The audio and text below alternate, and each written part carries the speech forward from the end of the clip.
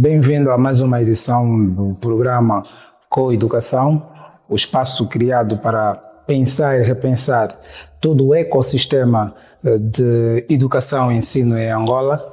E nós agradecemos a sua presença, em particular a presença dos nossos fiéis seguidores e toda a gente que nos acompanha a partir do Facebook, YouTube, Instagram e TikTok. Hoje, com o apoio do Banco BIC, temos um convidado especial. Já vamos fazer a apresentação dele. Eu sou Antônio Miguel e fico consigo durante os próximos 45 minutos. O nosso convidado chama-se Manuel Afonso, professor doutor, tem uma carreira de longa data, digamos assim, na educação, é formado, licenciou-se em Ciências da Educação, na especialidade de Química, em Cuba, fez também doutoramento na mesma área, portanto, em Química, doutorou-se em Química, mas dessa vez na Rússia. É professor desde 1984, portanto, há 40 anos que o professor Manuel Afonso anda na educação. Foi diretor-geral do INID, agora INAD, Instituto Nacional, na altura, Instituto Nacional de Investigação e Desenvolvimento de Angola, de Desenvolvimento da Educação, atualmente Instituto Nacional de Avaliação e Desenvolvimento da Educação. O nosso professor tem um currículo muito extenso, mas vamos abreviar. É também, atualmente, investigador principal jubilado, ou seja, reformado do Ministério da Educação e, neste momento, exerce a função de vice-reitor na Universidade Gregório Semedo. Professor Manuel Afonso, seja bem-vindo. Muito obrigado, o prazer é todo meu e agradeço a oportunidade que a vossa agência Coeducação me concede para conversarmos um pouco sobre a educação formal que eu, por conhecimento que tenho agora dos efeitos da educação, apelido de metafórica, a educação formal metafórica. E talvez é por aí que o nosso diálogo vai fluir. Portanto, agradeço mais uma vez a oportunidade e estamos aqui para conversarmos. Vamos fazer a apresentação do livro. O livro tem o título de A Prova Sempre Prova, mas prova o quê? As realidades negligenciadas. Vamos mostrar, estamos nessa câmera, este é o livro. Este tutor foi lançado no dia 2 de abril, aqui em Luanda, na Universidade de Gregório Semedo. Doutor, o título do livro já é provocatório. É de forma propositada. Bem, permita-me antes situar que nós utilizamos a prova como um chamariz. Na verdade, o nosso foco não é propriamente a prova. O nosso foco, como eu fiz a nota introdutória, tem que ver com a própria educação. Porque a educação formal é entendida como sendo um processo que visa a preparação integral dos sujeitos escolarizados. E quando nós falamos da preparação integral, estamos a falar precisamente de desenvolver de uma maneira multifacetada a pessoa humana que beneficia desse processo de escolarização. Do ponto de vista técnico, por preparação integral, entende-se a aprendizagem integral. E o que é isso, a aprendizagem integral? A aprendizagem integral é um sistema constituído por 4 dimensões fundamentais: a dimensão cognitiva, a dimensão psicomotora, a dimensão socioafetiva e a dimensão psicolinguística. Quando nós falamos da preparação integral, estamos a falar precisamente dessa aprendizagem integral que deve desenvolver no sujeito essas 4 dimensões. O que é que nós vamos assistindo no dia a dia? É que as práticas escolarizadas no mundo todo procuram essencialmente desenvolver a dimensão cognitiva. Por dimensão cognitiva entendemos o conjunto de conhecimentos que o sujeito deve ser capaz de desenvolver. E dimensão psicomotora, estamos a falar do conjunto de habilidades motoras que o sujeito deve desenvolver na utilização prática desses conhecimentos. E por dimensão socioafetiva estamos a falar do amor, dos desejos, dos sentimentos, dos valores e da própria ética. E quando falamos da dimensão psicolinguística, estamos a falar da necessidade do sujeito utilizar os conhecimentos falando a verdade. E só a verdade interessa. Como diz a Bíblia, dizer a verdade liberta. Mas o que temos estado a assistir é que as práticas escolarizadas, como eu já disse, normalmente focam-se mais no desenvolvimento da dimensão cognitiva.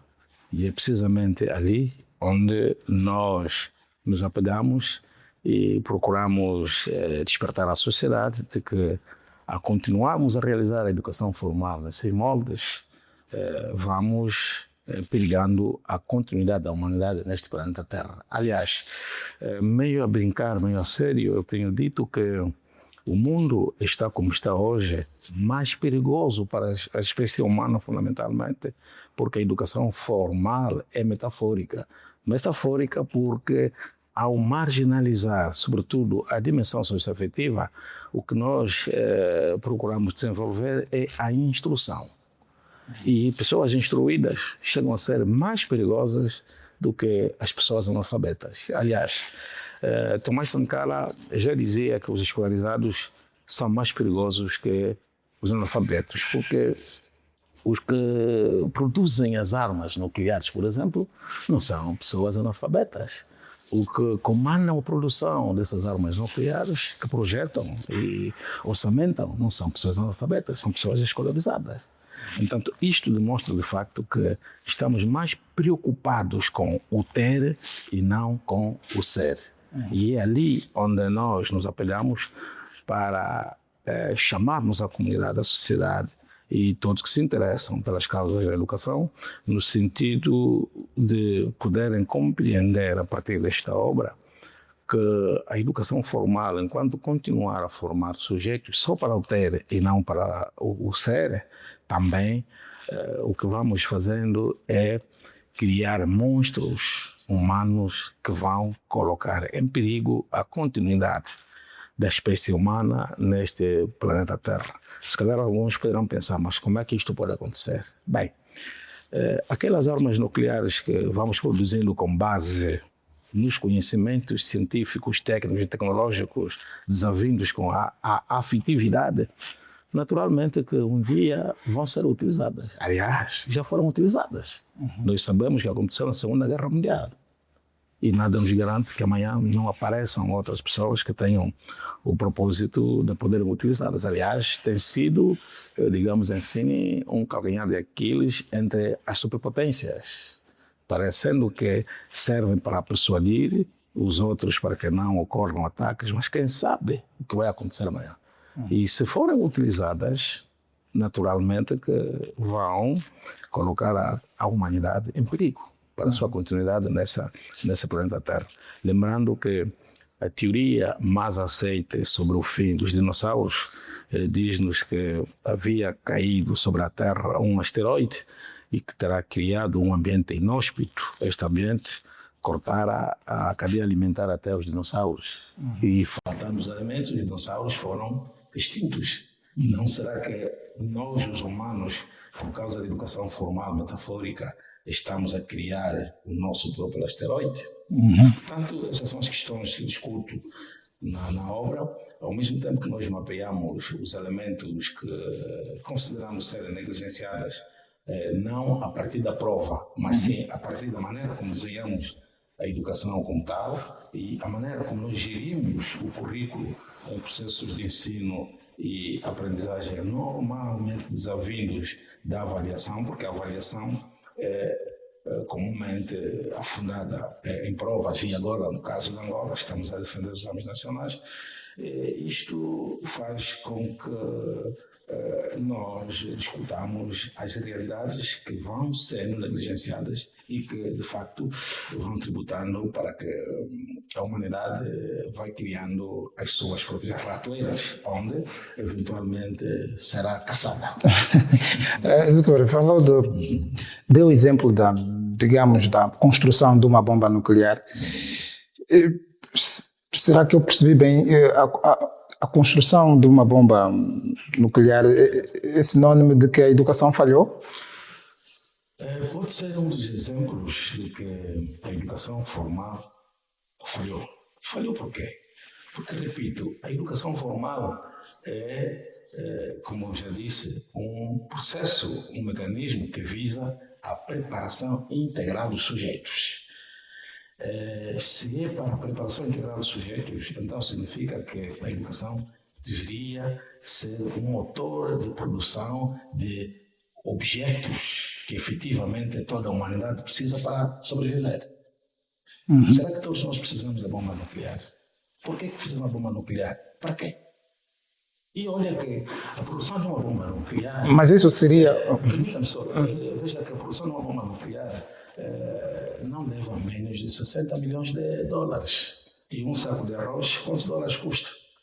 Tanto dinheiro que se investe para a produção de bomba nuclear quando há pessoas humanas a passarem fome, acha isso normal? Não será que há aqui um desvio dos propósitos da educação? E, aliás, não seria possível a criação de uma bomba nuclear se a educação formal, metafórica, não tivesse sido realizada sem, vamos dizer, o atendimento daquela parte da dimensão afetiva que tem que ver com o amar o próximo como a si mesmo. Portanto, e o seu ambiente, no caso, o próximo e todo o seu ambiente. Lógico, porque quem ama o próximo e ama-se a si mesmo tem de amar o ambiente, porque sem ambiente não há vida. Então, este é apenas um exemplo de que a educação formal é metafórica. E tem mais.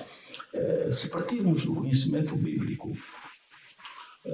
no livro de Mateus, capítulo 7, versículos de 13 a 20, vamos perceber que a qualidade dos frutos caracteriza a natureza das árvores, para dizer que pelos seus frutos os conhecereis. Logo, se a bomba nuclear é um mal para a humanidade e é fruto da educação formal metafórica, poderemos dizer que a educação é de todo positiva. E tem mais, podemos avançar nos exemplos. Nós pensamos que o facto de a educação formal preparar sujeitos que vão criando, por exemplo, as novas tecnologias, que só temos ganhos. Não, as novas tecnologias têm a sua parte perversa, não visível. Não visível. Depende de como essa tecnologia é utilizada. Hoje, somos burlados a partir do uso das novas tecnologias. Há muitos burladores aí à solta, formados pela educação formal, sem que associassem a essa formação a dimensão socioafetiva. Porque se a instrução acompanhasse a própria educação, digamos, em valores, ética, em normas sociais de convivência, provavelmente a sociedade humana teria ganho mais com esse instrumento do que os ganhos que temos hoje. Quer dizer que os produtos técnicos e tecnológicos teriam ser utilizados para o bem inteiro de todos nós. E não como aconteceu hoje. Olha que muito recentemente desenvolveu-se a tecnologia dos drones, era para fins mais ou menos produtivos, sociais, e outros, hoje, os drones estão a ser utilizados para quê? Para matar os humanos. O que está a dar dores de cabeça aos contendores na Ucrânia e mesmo como chama aqui, no Médio Oriente, são os drones. Portanto, é produto da educação formal metafórica. Vamos aplaudir? Não vamos aplaudir. E isto acontece porque a instrução do sucesso da educação, ou seja, o conhecimento é feito sem se fazer acompanhar da dimensão socioafetiva, o amor, os valores e a ética. E é isso que nós estamos a defender. Ou seja, nós podemos sim fazer isso. Mas isso não seria uma questão de regulação? É uma questão... De regulação do uso das tecnologias? É uma questão do modelo de educação formal. O modelo de educação formal segue os parâmetros da indústria. Aliás, permita-me contar rapidamente como é que é uma pequena história da educação formal. Vamos lá ver o que acontece. A educação formal, se gerida conforme ela foi pensada, não haveria essa dissociação entre o conhecimento e a afetividade. O que aconteceu quando a educação formal surgiu no fim da sociedade primitiva e o início da comunidade do feudalismo? Quando surgiu a educação formal, não era metafórica, era de facto uma educação formal, não se fazia em espaços limitados por paredes como acontece hoje. Fazia-se em sítios abertos. Os primeiros que descobriram as letras, os números, ensinavam aos outros em sítios abertos. E faziam isso juntando a instrução com a educação, ou seja, o conhecimento com a afetividade. Mas quando surge o feudalismo, e com o feudalismo surge o Estado apropriou-se da educação formal, passou a usar esse instrumento como o seu mecanismo de formação de sujeitos úteis à sociedade desenhada pelo Estado. A partir dali, a educação passou a seguir o mesmo modelo utilizado na indústria, nas fábricas. Ou seja, o que interessa é a matéria-prima e o produto. O processo não interessa muito, porque, aliás, nas indústrias os processos são automatizados. Logo, o que se faz é a avaliação da qualidade do produto. Mas, vamos lá dizer... A componente humana ficou em segundo plano. Não, isso é só da fábrica, estamos a falar da fábrica. Portanto, a matéria-prima entra num determinado sítio e segue os trâmites normais, tanto os processos automatizados, vai até o fim. Temos, por exemplo, o arroz descascado, certo? Entra num sítio, é descascado, é tratado e é colhido. E esse modelo é o mesmo que as sociedades humanas adotaram para a formação dos sujeitos. Acontece que os sujeitos têm necessidades, têm interesses, têm desejos, têm uma bagagem cultural, têm experiências que, no processo da socialização dos novos conteúdos, é necessário que se leve em conta. Isto quer dizer que não há sujeito algum que vá à sala de aulas e que seja considerado como um vazio ou uma tábua rasa, como temos dito. Todos nós começamos a aprender até desde o útero das nossas mães e não paramos de aprender até morrermos. Mas a escola simplesmente ignora toda a bagagem cultural que o sujeito traz. Significa que o que interessa não é o processo em si, nem o ponto de partida, mas sim o ponto final. E aqui interessamos-nos mais com os saberes reduzidos em conhecimentos, ignorando as habilidades, as atitudes, os valores e a ética. Porque um sujeito que está sentado ali, vamos lá, perfilado, em carteiras, como chamam, molática, entre cada um está sentado atrás do outro, a ver ninguém do outro, e o professor está lá adiante a falar. Fala os 45 minutos e no fim pergunta, tem dúvidas? Qual é o momento em que ela atendeu a habilidade, as habilidades, atendeu a atitude, atendeu os valores e a ética? Só atendeu o conhecimento. Dali que, voltando na nossa nota introdutória, os processos de ensino e aprendizagem, que é também um outro erro, porque nós devemos considerar aqui uma relação de 3 elementos fundamentais: ensino, avaliação e aprendizagem. Mas nós, os humanos, consciente e inconscientemente, limitamos esse processo apenas em 2, ensino e aprendizagem, quando a avaliação é remetida ao fim de todo esse processo mediante a utilização da prova. Qual é a consequência disso? Naturalmente, é negligenciar aqueles aspectos que concorrem para a humanização e também para a socialização dos sujeitos humanos. Portanto, é precisamente aqui onde residem os problemas do modelo de educação formal. E veja que não somente eu que estou aqui a criticar o modelo de educação formal vigente. A própria Unesco, em 2022, publicou seu relatório intitulado Reimaginar os nossos futuros juntos, um novo contrato social para a educação. Maravilha! De uma maneira sutil, a Unesco está a dizer que este modelo de educação formal falhou. Falhou precisamente a parte da humanização e da socialização dos sujeitos humanos. Vamos até assumir o risco e dizer que até os processos de democratização também falharam. É o que estamos a ver.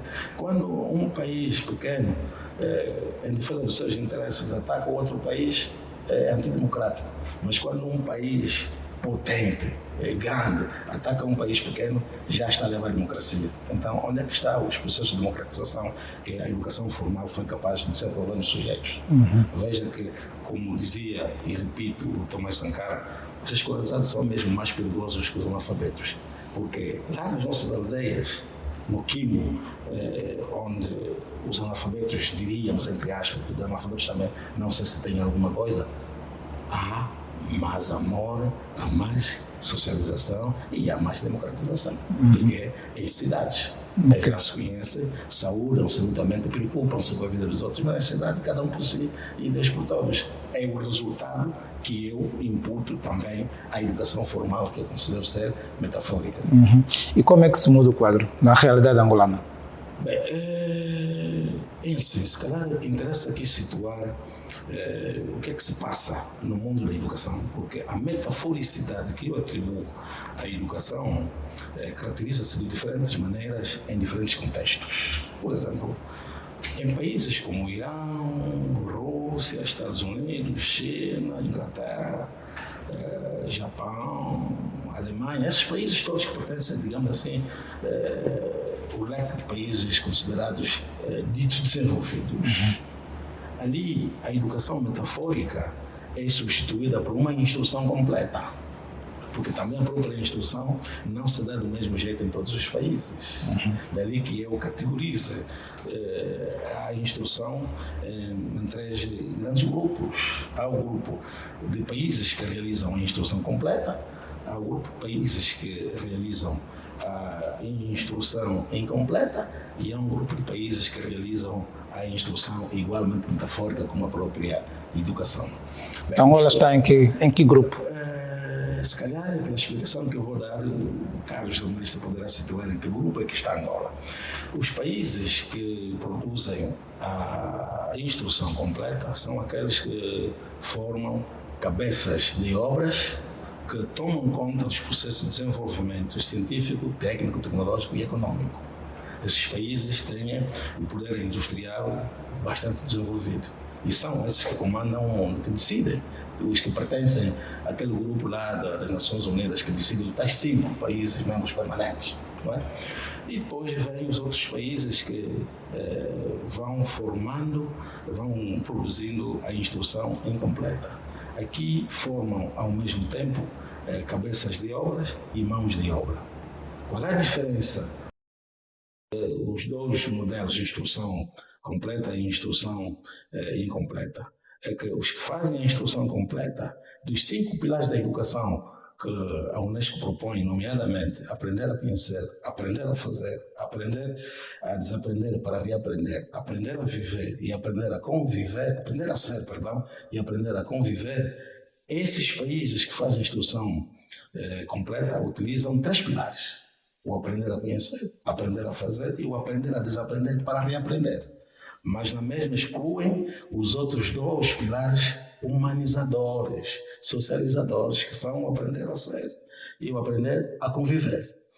Os países que produzem a instrução incompleta misturam um bocado os 2 pilares iniciais, o aprender a conhecer, o aprender a fazer e um pouco do aprender a desaprender para reaprender. Daí que tem determinados avanços técnicos, tecnológicos, científicos, mas não chegam ao pé dos países que produzem a instrução completa. Por isso é que vê que meia volta, mesmo até a própria NATO, depende em grande medida dos Estados Unidos. E temos o terceiro grupo de países que produz a instrução metafórica. Esses países limitam-se a observar o pilar aprender a conhecer.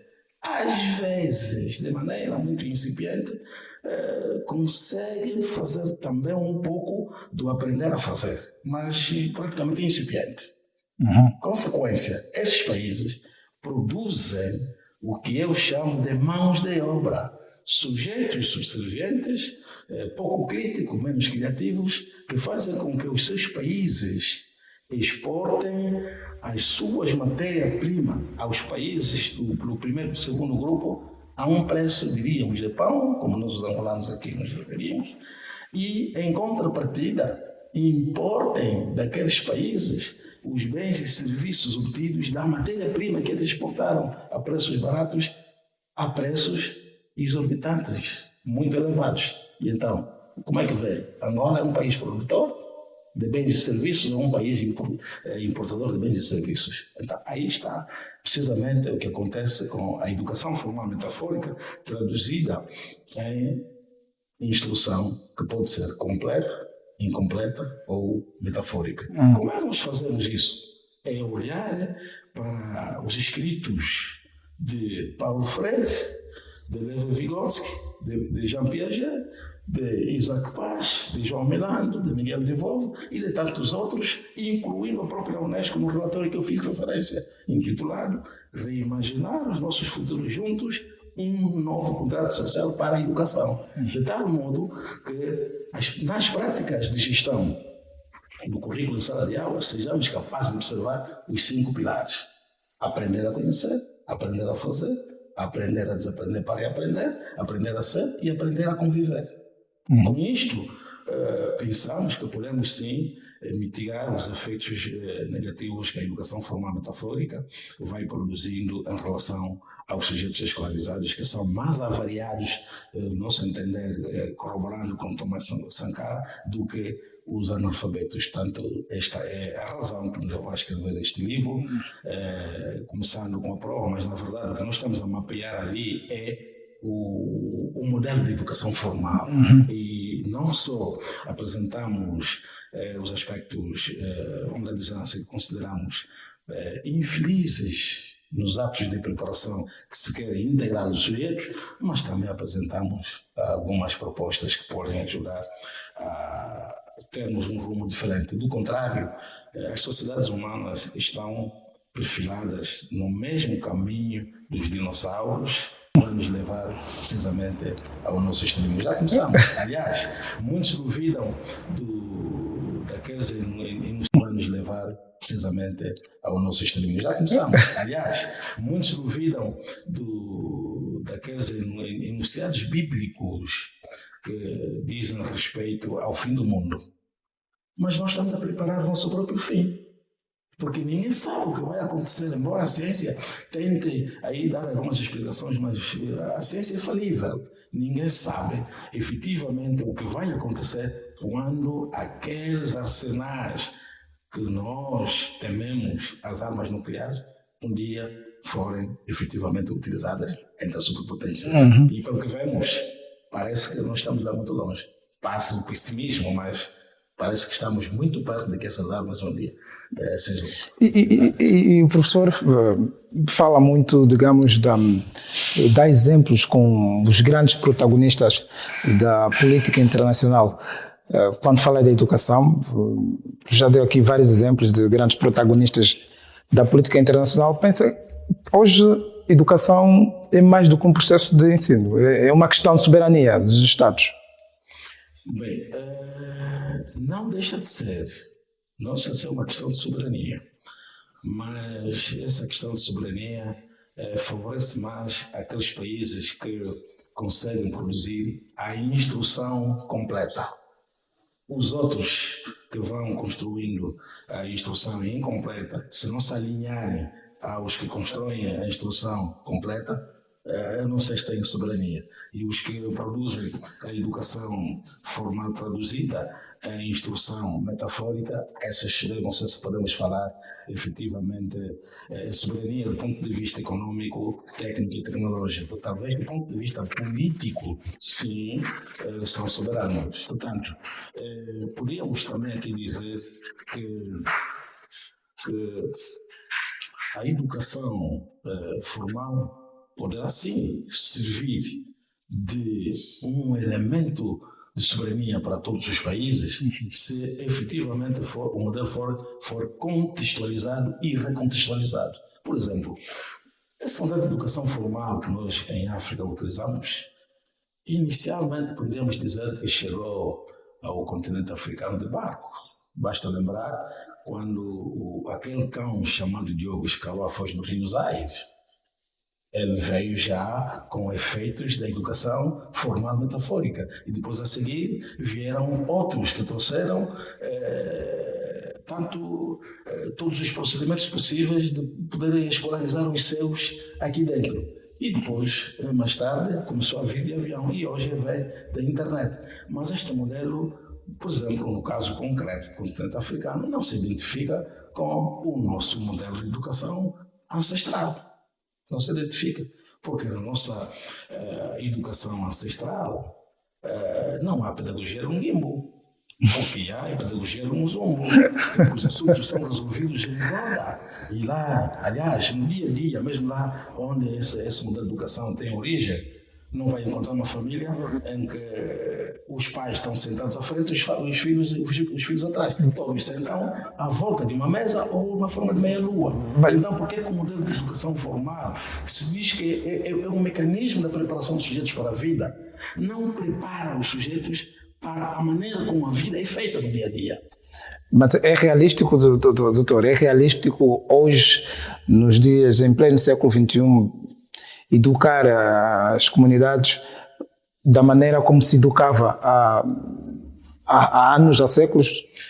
O que nós estamos a dizer não é educar como se educava há anos, há séculos, mas sim adotar os mecanismos de educação de tal modo que contextualizemos. Por exemplo, repito, por acaso foi educado numa pedagogia de Ngimbo lá em casa pelos seus pais? Por acaso educa os seus filhos lá em casa numa pedagogia de Ngimbo? Não através de uma pedagogia musumbática de interação? Não faz avaliação permanente do processo evolutivo dos seus filhos em casa? Deixa-lhes crescerem quando atingirem 18 anos, maioridade, e quiserem ir para casa, para as suas casas, eles aplicam uma prova? É assim que faz? Naturalmente que não. É isso que nós estamos aqui a defender. Do ponto de vista teórico, é o que defendemos. E também do ponto de vista prático, é funcionar. Okay. Eu, pessoalmente, os meus estudantes sabem que praticamente não fazem prova. Porque eles fazem prova todos os dias. Não, é o que se faz. Então, é isso que estamos a defender. Precisamos de fazer uma avaliação como fazemos no dia a dia, nas nossas casas, no serviço. Não há nenhum responsável de uma instituição que observe o seu funcionário, mas espera fazer depois a avaliação no fim do ano, como se preenche aquela ficha. Imediatamente intervém. Aliás, o que nós estamos a defender nesta obra é a pedagogia do erro. Normalmente, a pedagogia do erro deveria funcionar como um catalisador da aprendizagem, primeiro significativa e depois integral. Como incentivar a capacidade, a imaginação e o pensamento crítico, criativo, inovador e reflexivo, além de promover a liberdade intelectual com o direito do sujeito cometer erros e aprender com seus próprios erros.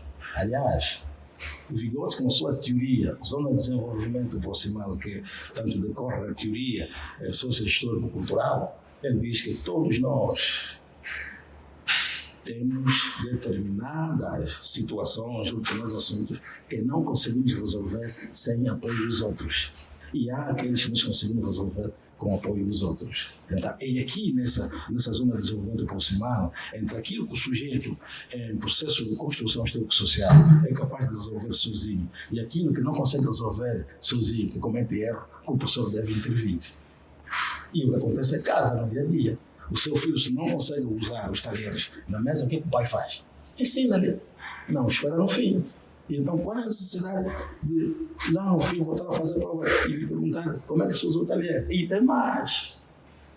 Quando nós fazemos uma prova, normalmente a prova não consegue abarcar a totalidade dos conteúdos que foram objetos de abordagem durante as aulas. Não há prova nenhuma capaz de abordar isso. Normalmente as provas corporizam 4, 5, até 10 questões. Há umas que vão até 12. Vi agora nos exames nacionais 15, 16. Nem com isso conseguimos abarcar todo o volume de conteúdo abordado desde a primeira unidade até a última unidade.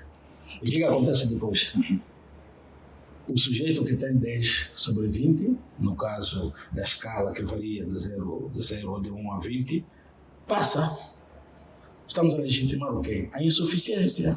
Passou com metade daquilo que efetivamente devia aprender, quando tinha oportunidades de aprender de maneira significativa no momento em que este conteúdo estava a ser trabalhado. Cometeriam os erros ali, seriam corrigidos e o sujeito aprende. Ou seja, utilizaríamos aquilo que o Paulo Freire diz, que é preciso atender às particularidades individuais nos processos de formação social. Com a prova, o que fazemos é legitimar as notas positivas para os sujeitos transitarem e as notas negativas para os sujeitos reprovarem. Reprovam por quê? E, se formos analisar em termos de conteúdos que vão à prova, de uma maneira comparativa com os conteúdos que ficam fora, não significa que o sujeito que passou naquela prova que teve 20 domina todos os conteúdos. Não é verdade. Também não é verdade que o sujeito que tem uma nota negativa não domina nada dos conteúdos daquela unidade curricular. Mas reprova por quê? São injustiças que nós vamos cometendo por causa da nossa incapacidade humana de atender às particularidades individuais no processo de formação humana. Então, para que precisamos da prova? E para já, nesse livro aqui, a prova sempre prova, mas prova o quê? Nós estamos a mostrar precisamente os grandes defeitos da prova. Por exemplo, trazemos aqui um exemplo de uma prova que o próprio Ministério publicou há anos, da língua portuguesa, que tem 3 grupos. E as perguntas desta prova, o sujeito que tem positiva não significa necessariamente que tem domínio da língua portuguesa, de maneira nenhuma. E podemos dar aqui outro exemplo. Imaginemos que estejamos diante de uma prova de biologia. O que é biologia? É a primeira pergunta. Cita os tipos de célula e caracteriza uma. Qual é a importância da biologia? É uma prova. Será que o sujeito que sabe o que é a biologia, que conhece os tipos de células e que consegue caracterizar a célula e que conhece a importância da biologia, domina a biologia? É um biólogo? De maneira nenhuma. Ensinar deve ser traduzido num processo de mostrar o caminho ao sujeito que está a aprender e ele percorrer aquele caminho e o professor acompanhar o percurso do sujeito para ver, olha, aqui você não andou como devia ser. Está como na escola de condução. É assim que deve ser. Olha, não há 100% na tua mudança. Não há um momento ideal para você trocar. É assim. E o sujeito aprende. E não esperar no fim ele aplicar uma prova que acaba por certificar as incompetências. Quantos de nós fomos formados, por exemplo, em línguas estrangeiras? Provavelmente, todos que estamos aqui tivemos em línguas estrangeiras da 7ª até a 12ª classe e com boas notas. Quantos de nós conseguimos viajar para os países onde essas línguas são faladas e temos a possibilidade de nos comunicarmos bem com os nativos que falam aquela língua, sem procurar tradutores? O que é que isso significa? Quer dizer que a prova é, de facto, um instrumento que legitima equívocos do ponto de vista das competências desenvolvidas. Logo, é um instrumento que nós devemos abandonar e utilizá-lo apenas para fins de estudos. Quando, por exemplo, estamos a fazer um diagnóstico a qualquer sistema de educação, sim, a prova pode entrar como mais um instrumento, porque não é um único instrumento, para depois fazermos a triangulação entre os conteúdos, entre as evidências que a prova levanta e as evidências que outros instrumentos levantam, porque a união faz a força, como se tem dito. Nesse caso, não seria necessário eliminar a prova, mas introduzir os outros elementos da avaliação contínua? Para mim, a prova é para esquecer. Ou é mesmo para esquecer? A prova, enquanto instrumento para efeitos de certificação, é para esquecer. Porque ele é mentiroso. É um instrumento que produz evidências enganosas. Volto à questão das línguas. Eu aprendi francês desde a 7ª até a 12ª classe. Da pena que não trouxe alguns meus certificados. Tenho boas notas, 14, 16, 17 e 18. Mas se viajar agora para o Congo Democrático, eu não vou me comunicar em francês porque não aprendi francês, mas tive boas notas, estudei para ter notas, digamos assim. Eu vou me comunicar em Kikongo e em Lingala. Então valeu a pena ter tido 4 anos ou 5 de aprendizagem de uma língua que não falo.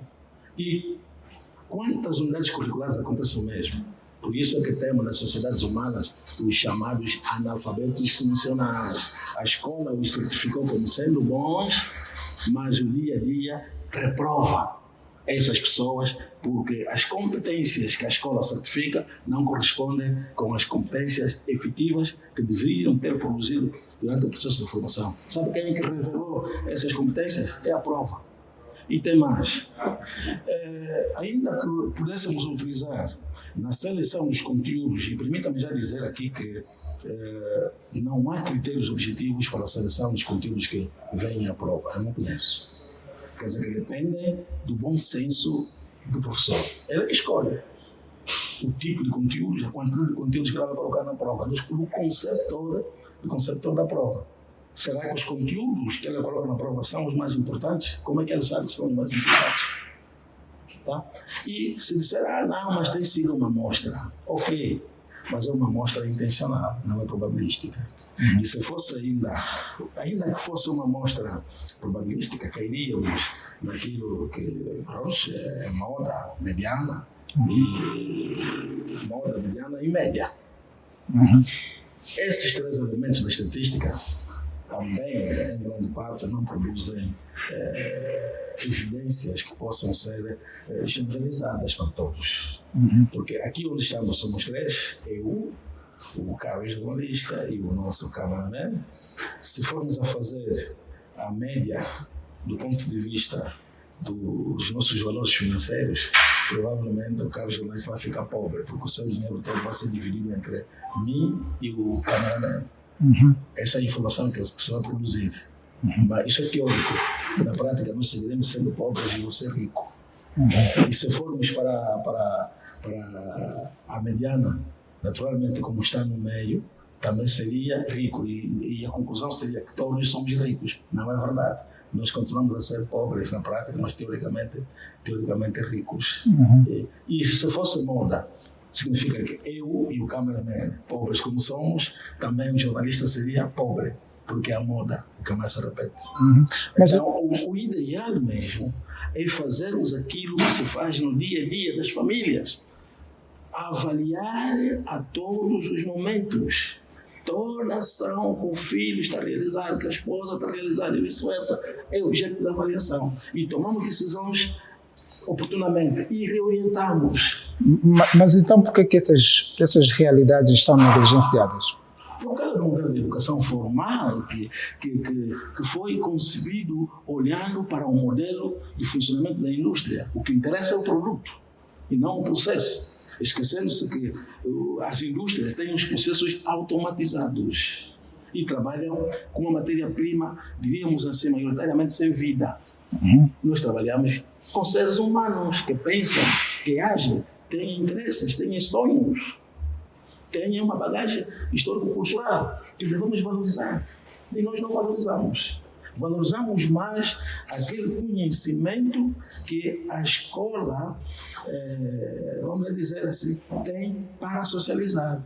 E esse conhecimento também vamos dizer assim, é marginal, no caso da África, no caso de Angola, das nossas realidades socio-históricas e culturais. Por isso é que, na alteração que o legislador fez a lei de base do sistema de educação e ensino, a lei 16/17, através da lei 32/20, no artigo 105, admite o diálogo efetivo entre saberes universais e saberes locais.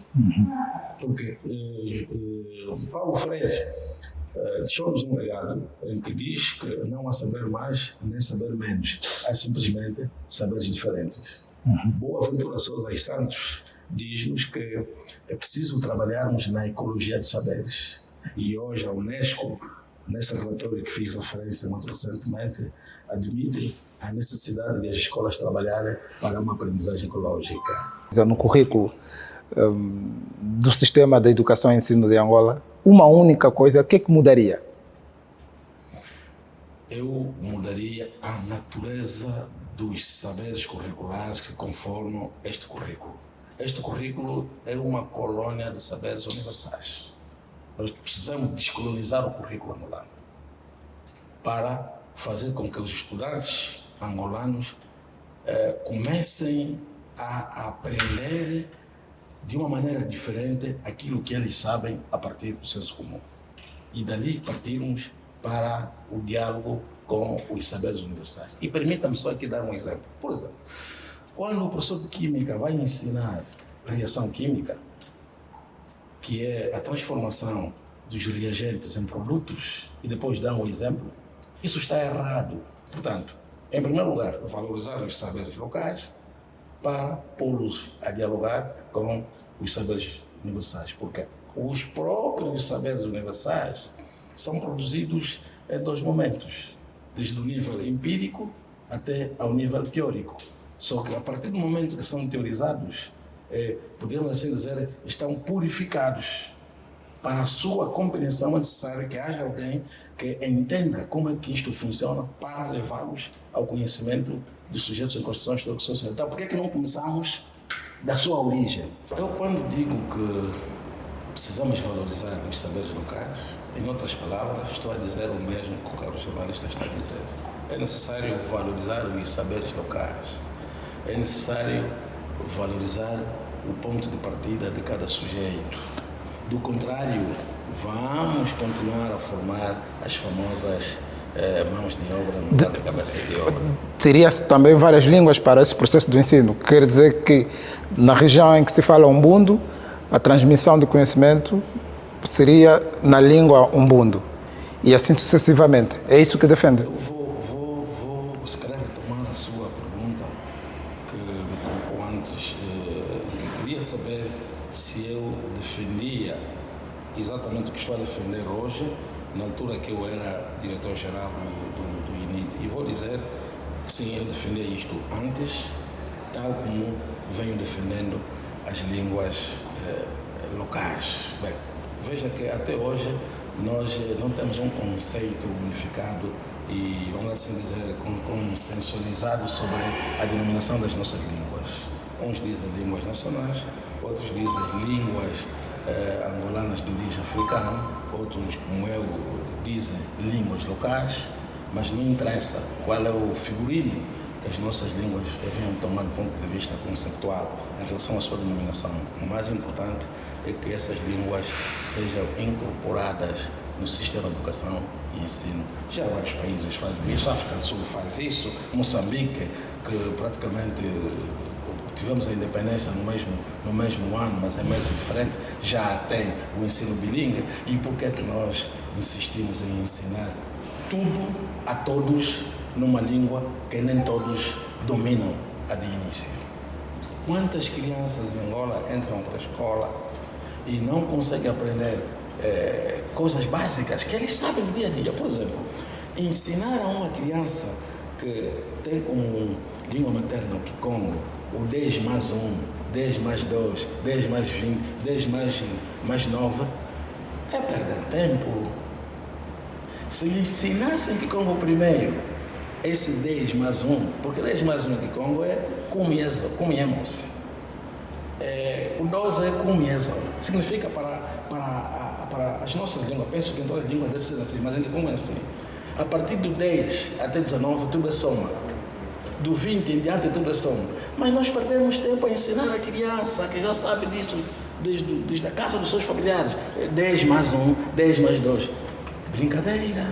Isto porque nós não valorizamos as nossas línguas locais.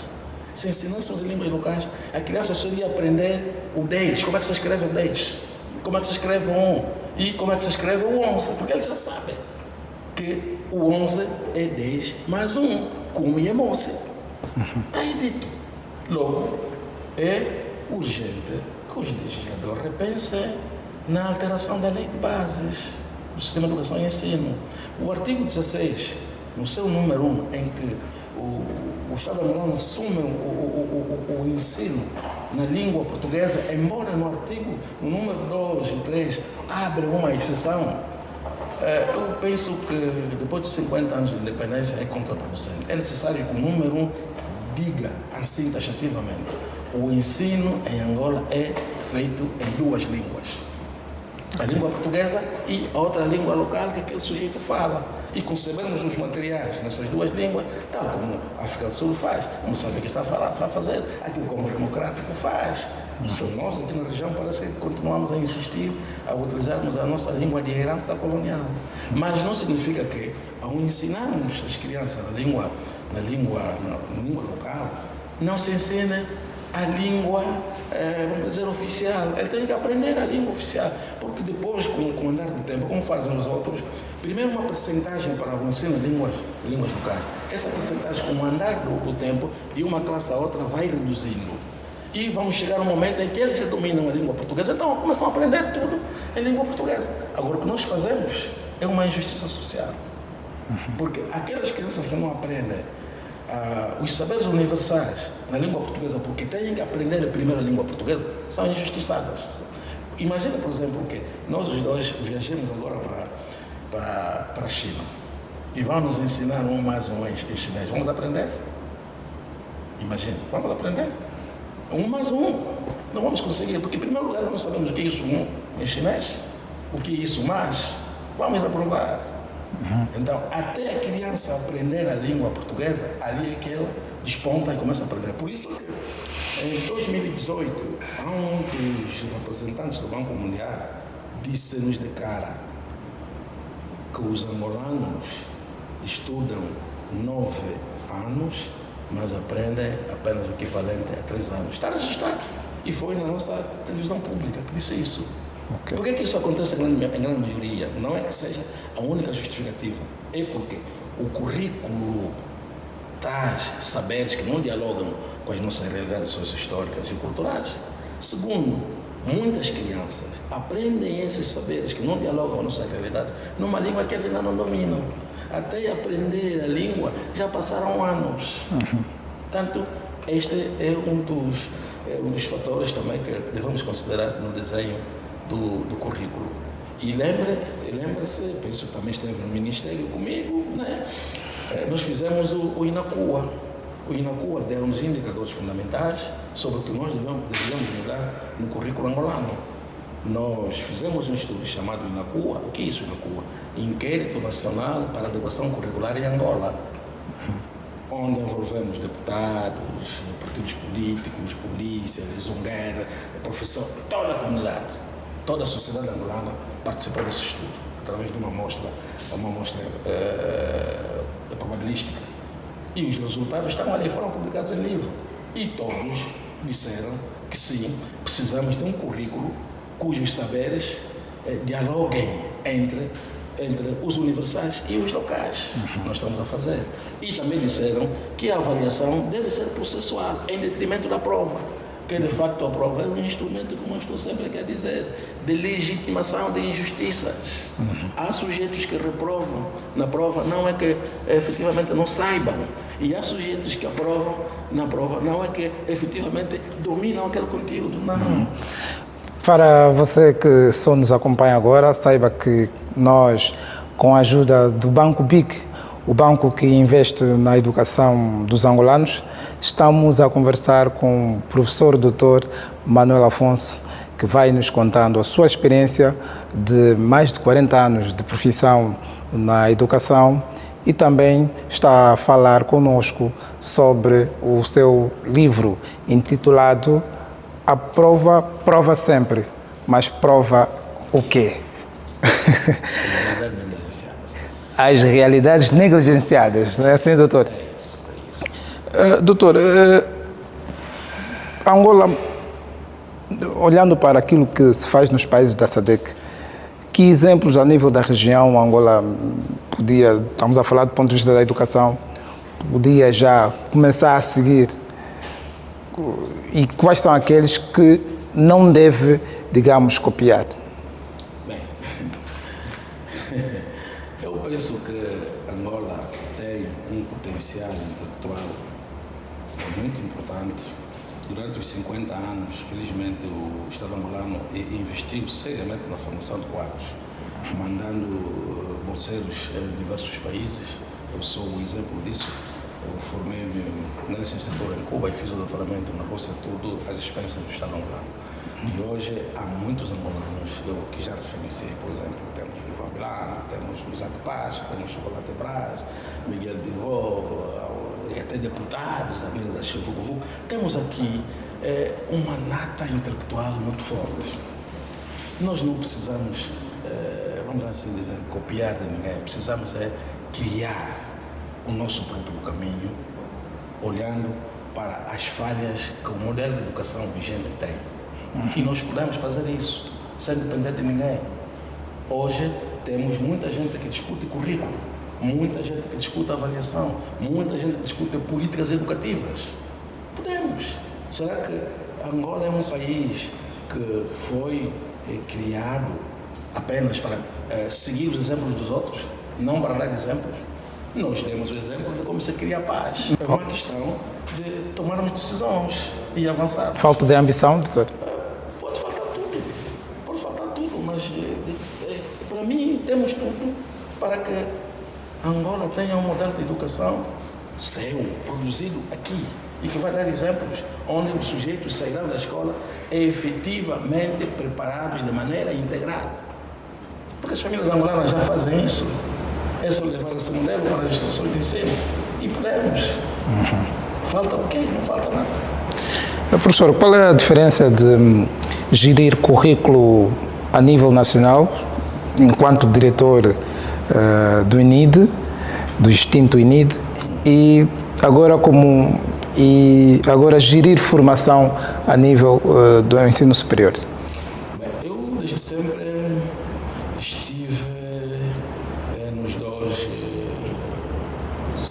sistemas, nos dois subsistemas de educação. Estive no subsistema do ensino geral e no subsistema do ensino superior. Há muito tempo, desde 2008 estou nesse percurso profissional. Diferença vital, não sei se há alguma diferença, porque o currículo, como estamos a dizer, é um currículo dominado por saberes universais.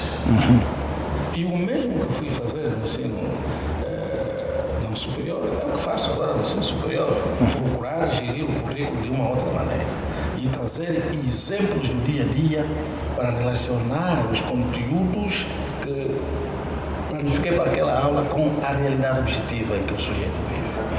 E fazer a avaliação de maneira contínua, utilizando diferentes instrumentos como debates, chuva de ideias, elaboração de projetos, trabalhos em grupo, apresentação de trabalhos orais, escritos, e enfim.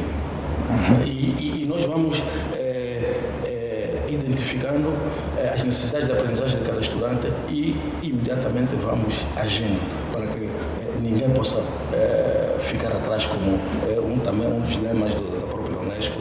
Parece que nos Objetivos de Desenvolvimento Sustentável, um dos lemas é ninguém pode ficar atrás. Então, eu trabalho o currículo, não interessa em que nível, exatamente nessa perspectiva. Mas, claro, o currículo é aquele que a gente vai dizer, dominado por saberes universais. E hoje, quais são as competências que o mercado de trabalho hoje exige aos licenciados, que as universidades ainda não entregam isso ao estudante? Bem, se olharmos para aquilo que é a terceira lei da natureza, a cada ação uma reação, se os gestores das empresas são também produto desse modelo de educação formal que estamos a criticar, naturalmente que as competências vão exigir são aquelas que as instituições de ensino formal vão realizando. Mas nós é que temos que olhar para a nossa realidade e tomarmos decisões corajosas no sentido de que devemos avançar, porque não devemos continuar a formar mãos de obra. Nós precisamos passar para a formação de cabeças de obra, de sujeitos que pensam. mas que pensem com a responsabilidade social. Aí é onde está a diferença. Em termos da relação entre as universidades públicas e privadas, como é que olha para esta relação? De competitividade, de exatamente para mim, poderia ser de competitividade, também serve, porque aliás, quando as instituições competem, significa que buscam o melhor. Mas o que vemos hoje é fundamentalmente de complementaridade. Okay. Mas nada impede que possamos competir entre nós. Aliás, nós, lá onde estou, estamos a criar uma base académica que, quando for implementada, penso que faremos a diferença no seio das instituições de ensino superior. Provavelmente seremos a primeira instituição de ensino superior que vai contar com um manual de procedimentos académicos e é um instrumento de trabalho muito importante que vai facilitar a vida, quer aos administrativos, aos estudantes e aos professores e a todos nós que nos identificamos com a comunidade académica. Portanto, consiste em que é esse documento?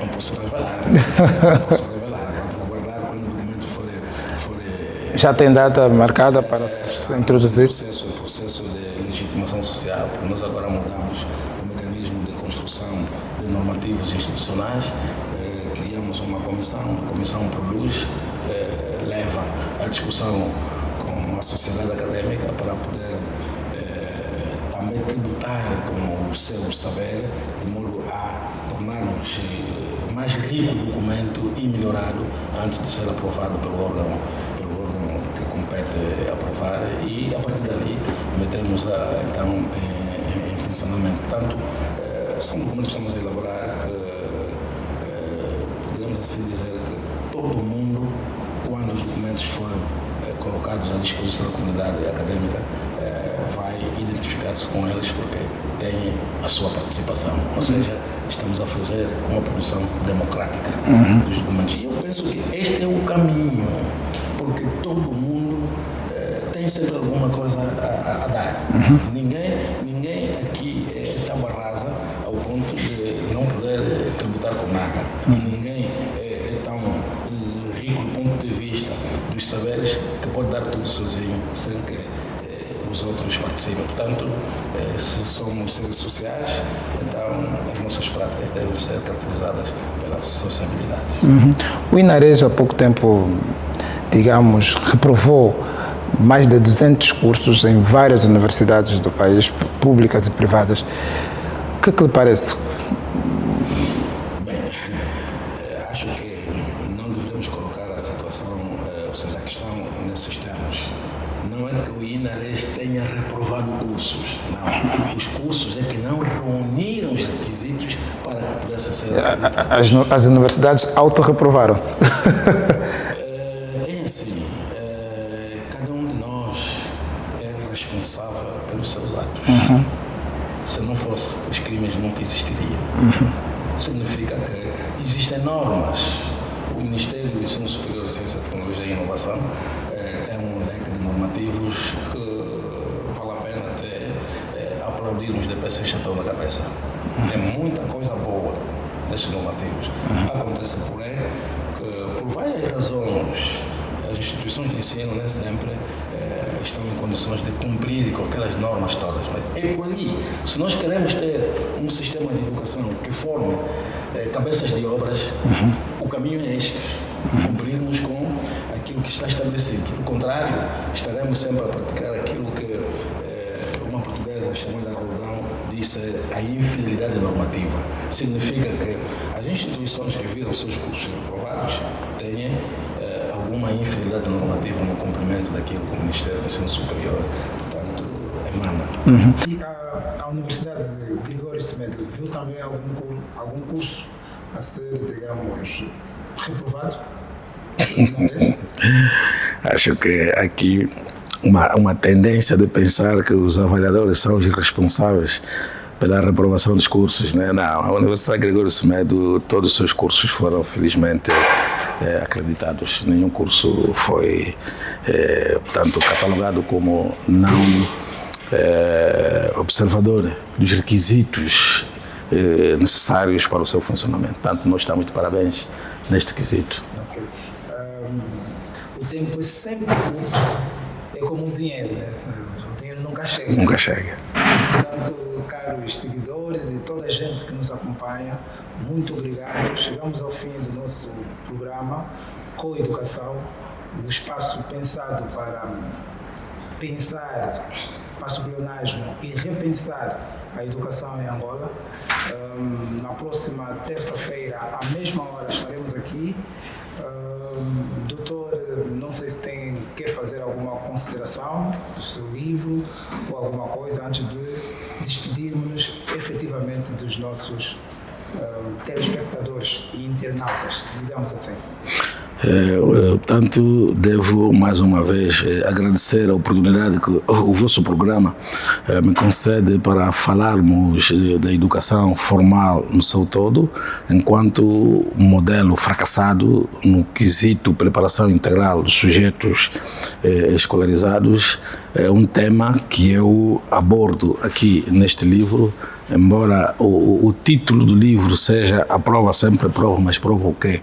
As realidades negligenciadas. O nosso objetivo com este livro é falarmos do atual modelo de educação formal vigente no mundo todo, não só em Angola. Portanto, com este livro eu estou a convidar aos leitores para todos podermos dizer o seguinte: para o bem da humanidade, diga não à prova. Dizer não à prova é o equivalente a dizer não ao atual modelo de educação formal, que apenas vai produzindo inutilidades, apesar dos ditos desenvolvimentos científicos, técnicos, tecnológicos e econômicos que nós vamos vendo. Os mesmos que estão a catalisar a humanidade para o estado de coisas que estamos a viver hoje no Médio Oriente, na Ucrânia e em outras partes do mundo. Portanto, isto devemos-lo precisamente ao facto de fazermos uma educação que é metafórica, traduzida em instrução, no lugar de verdadeiramente fazermos a educação, que é o mecanismo de emancipação, socialização, democratização e humanização da espécie humana. Parece redundância, mas é assim mesmo que deve acontecer. Portanto, o livro está disponível, bastará entrar em contato comigo na Universidade Gregório Semedo nos horários normais do expediente para os interessados poderem adquirir esta obra. Muito obrigado mais uma vez à Coeducação. Nós é que agradecemos, doutor. Então, ficamos aqui na próxima edição, sempre com o apoio do Banco BIC, teremos outro convidado e um outro tema. Eu sou Antônio Miguel, estamos juntos na próxima semana.